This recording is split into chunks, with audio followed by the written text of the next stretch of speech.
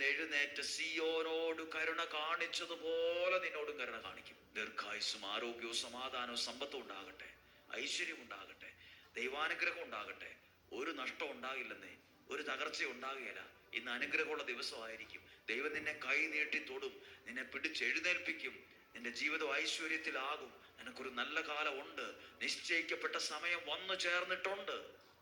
ഇന്ന് ഈ സമയം തന്നെ വചനം കേൾക്കുന്ന ഓരോരുത്തരെയും അങ്ങയുടെ നാമത്തിൽ അനുഗ്രഹിച്ച് പ്രാർത്ഥിക്കുന്നു. അയച്ചു കൊടുത്തവർക്ക് വേണ്ടി, സ്റ്റാറ്റസ് ഇട്ടവർക്ക് വേണ്ടി, ഈ വചനം എഴുതി വെച്ചവർക്ക് വേണ്ടി, ഇത് വാഹനത്തിലിരുന്ന് കേട്ടവർക്ക് വേണ്ടി എല്ലാം പ്രാർത്ഥിക്കുന്നു.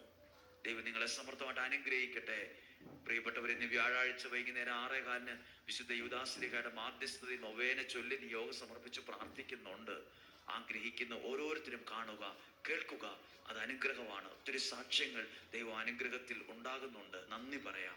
ഇന്ന് വചനത്തിലൂടെ കേട്ട നിങ്ങളെ ദൈവനാമത്തിൽ മനസ്സുകൊണ്ട് അനുഗ്രഹിച്ച് പ്രാർത്ഥിക്കുന്നു, ഇപ്പോഴും എപ്പോഴും എന്നേക്കും. ആമേൻ. ദൈവം അനുഗ്രഹിക്കട്ടെ. നല്ല ദിവസം നിങ്ങൾക്ക് ആശംസിക്കുന്നു. സാധ്യമായ എല്ലാവർക്കും അയച്ചു കൊടുക്കുക.